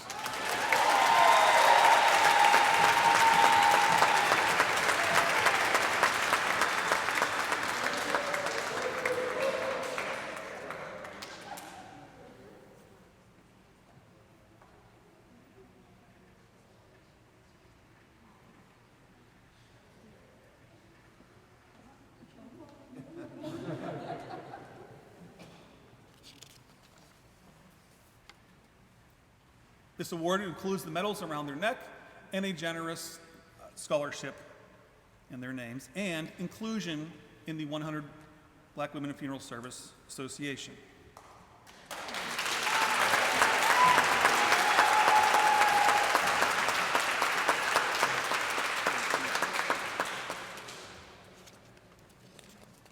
The next award is the Moo Sigma Award.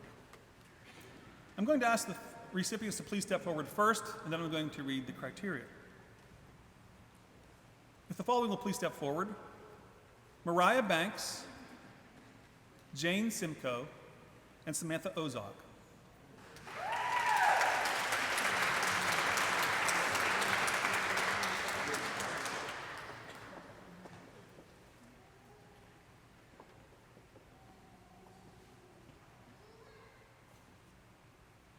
The National Association of Colleges of Mortuary Science have established an honorary society to give recognition to those students of mortuary science who've displayed outstanding merit in scholarship, who've conducted themselves as good citizens of the schools they attended,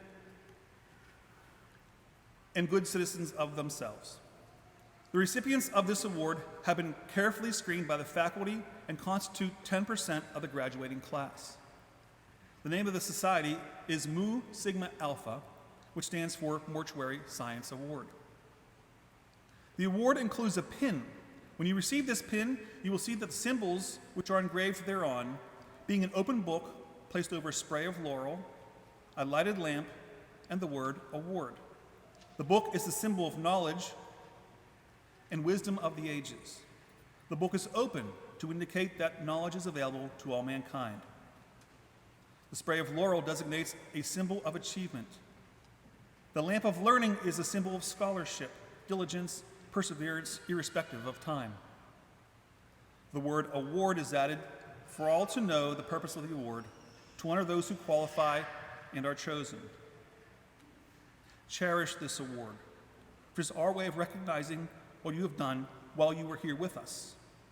It is our confidence that you will go into your chosen profession You will not only be graduates of whom we are proud, but also ones who will carry on in the years to come the high standards which you have so outstandingly demonstrated while completing your education. Congratulations.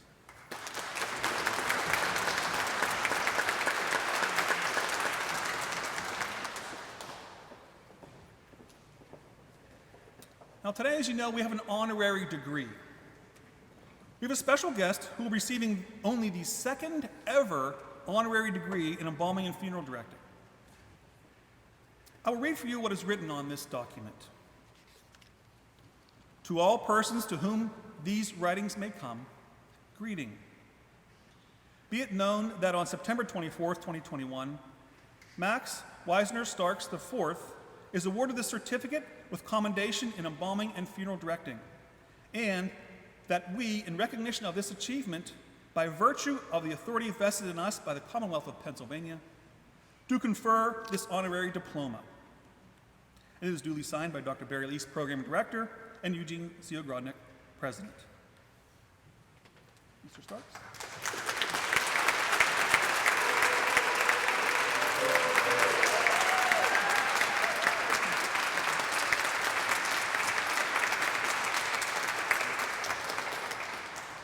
I'm going to ask Mr. Starks if he can please step to the podium and provide us some remembrances he had while working with his mother in funeral service.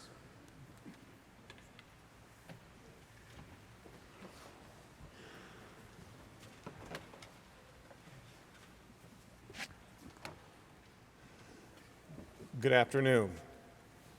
Thank you to Dr. Barry. Oh, there we go. It's working. Thank you to Dr. Barry Lease, to the faculty and staff at Pittsburgh Institute of Mortuary Science, distinguished alumni, graduates, family, and friends. For me, this is a special moment because you have two different paths you can go, right, as a graduate. Create your own legacy or continue a legacy. And I was blessed and fortunate that there was a legacy laid before me. And that started with my great-grandfather, Max Wisner Starks Sr. And on that honorary diploma, it says the fourth. So I've been blessed and fortunate to have been a part of this great industry since before I even knew it. Let's put it that way. And I actually started working my first funeral when I was 4 years old, passing out programs and doing whatever my mom told me to do, because like my aunt alluded to, was that Saturdays, you gave it up. There was no Saturday morning cartoons. There was none of that type of stuff. It was you were at the funeral home and you were assisting in all of the services of the day. And for me, it instilled a work ethic in me. It instilled a special sense of care, depth of touch, and that empathy that we all know and is associated with the funeral directing profession. And for me, growing up in this household, I mean, as my aunt had perfectly executed about my mother, she was a person that cared for others. Her vision, her passion for service of others was unmatched. And as a child, seeing that as your example, you wanted to make sure that you carried that moniker wherever you went.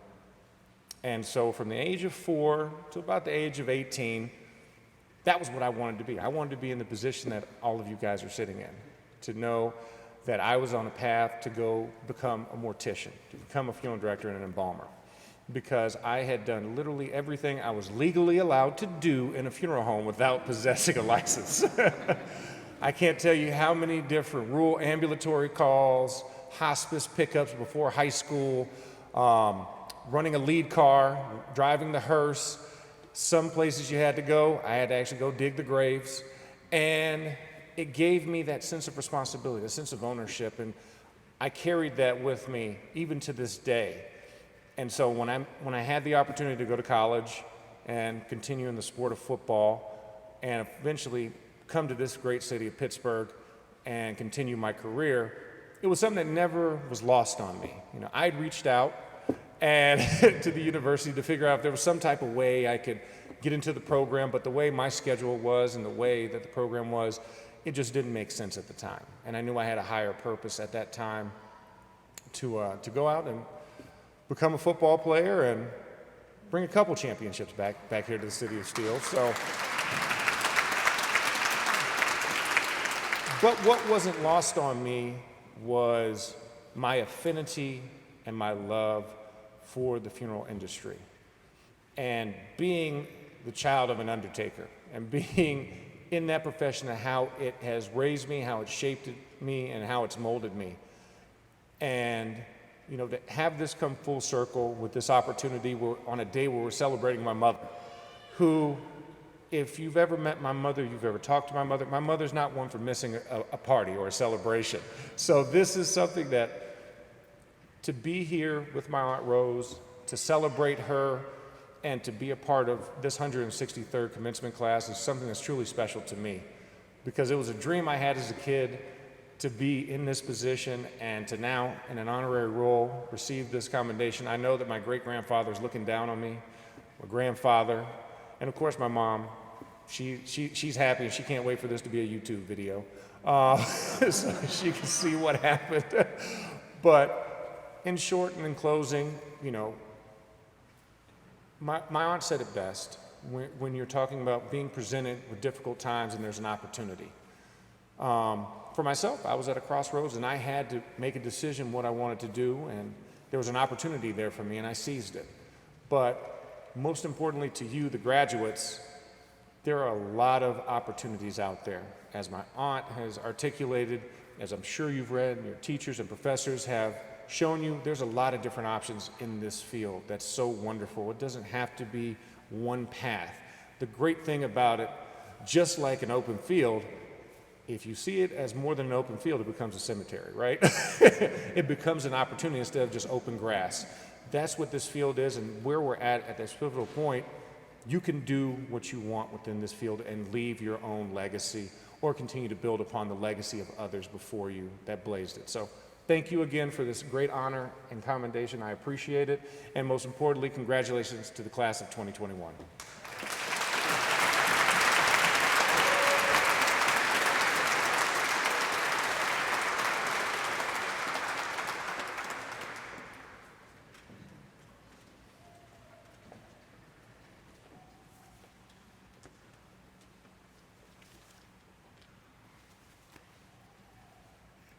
Congratulations again, Max. Something tells me there's some funeral directors sitting here in the audience that are saying, geez, that next third floor home call, I sure would like to have Max Starks go with me, because you know the person's going to be 350 pounds at least. Wow, would he be helpful there? Right, Mr. Konecki? Oh, sorry. And anyone else I might have missed, I'm sorry.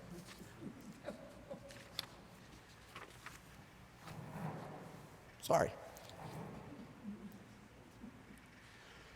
So to offer some closing remarks on behalf of the class, I invite Bridget Butler Shanahan, class representative, student senator, and I believe the president of the student senate, to bid you a fond adieu.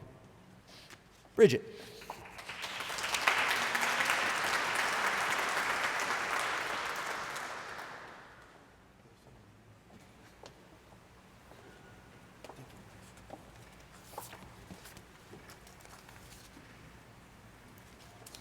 Family, friends, and alumni, thank you for being here today to help us celebrate the 163rd Pittsburgh Institute of Mortuary Science commencement exercise. Congratulations to every graduate sitting in front of me today. Your hard work and dedication to this profession over the last year has not gone unnoticed. To Dr. Leese, Dean Burns, and all of the Pittsburgh Institute of Mortuary Science faculty and staff, thank you. Thank you for supporting us over our educational journey. Over the past year, we have dealt with a global pandemic, which from pathology, we now know the definition of. However, our educational journey was never negatively impacted because of all your hard work you put into keeping PIM safe and running over the past year. I truly cannot thank you enough for your support over this past year. I would also like to thank my family who always supported me and helped me in fulfilling my dream of becoming a funeral director. Without you, I wouldn't be standing here today. When I first started writing this speech, I was unsure of what to start by saying. I was going to start with "Welcome back, folks," or a Dean Burns approved joke, because we all know he has the best jokes. But I decided on a reference that I thought would resonate with every graduate or alumni sitting here today.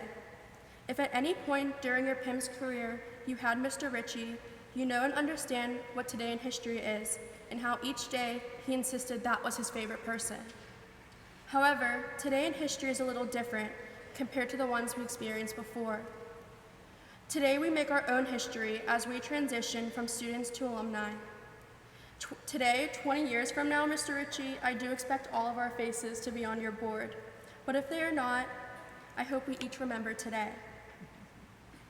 Some of us knew we wanted to be funeral directors since we were 3 in working visitations in our Christmas dresses. Others of us entered into this field after a great loss and had no family in the business. Others entered this profession as a second or third career.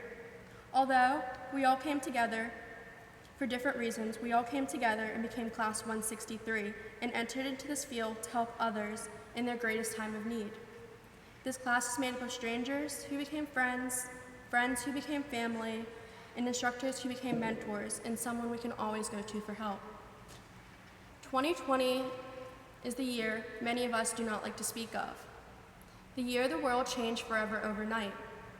For all of us in this room, this was the first time any of us entered into a worldwide pandemic.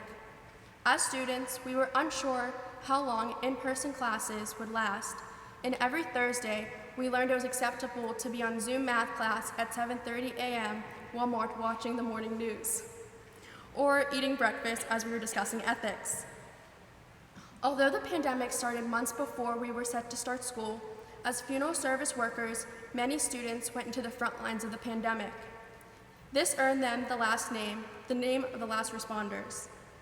Students and alumni alike all went straight into the middle of the pandemic, wanting to do all that they can to help others. And this is a great example of what it means to be both a funeral service professional and Pittsburgh Institute of Mortuary Science graduate. The pandemic taught us many things, but for my fellow classmates and myself, it taught us the true reason we went into this profession, and that is to help people no matter the circumstances. As I stand here and look out into Class 163, I think back to a short year ago when we first walked into PIMS and we were all unsure when it will ever end. Today I stand in front of you and say congratulations, we made it. The hard work paid off. The nights of studying all night on Quizlet or coming into PIMS at 6:30 a.m. to study embalming with Mariah. We wrote way too many to count speeches and papers and played comp review games every Wednesday. We spent hours in the care center learning to embalm and unsure how we would ever complete that long list of requirements. All the very long hours paid off as we stand here in our cap and gowns. Today, we enter into the world of Pittsburgh Institute of Mortuary Science alumni, and I wish each and every one of you the best of luck. To the classes that graduated before us during the pandemic and to Class 163, congratulations on all your accomplishments. Today we make today in history as we enter into the world as funeral director interns and have the whole world ahead of us. Thank you.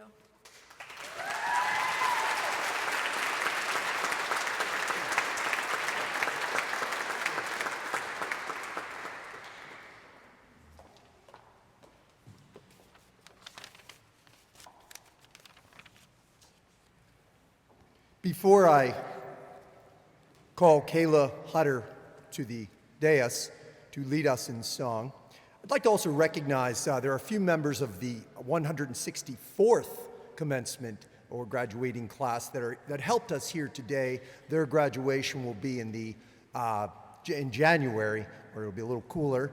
And so I just want to reach out to them and say thanks to their help, and we appreciate that and wish them all the luck too. So to you guys, thank you. I don't know where they're at, but thank you. Can I invite Kayla Hutter to the dais here? She's going to, the Pittsburgh Institute has a tradition that before we exit, we sing America the Beautiful. So I'm going to ask everybody now to please rise. I'm going to invite Kayla up, who will lead us in song as played by our music minister, Dr. Alan Lewis. Kayla?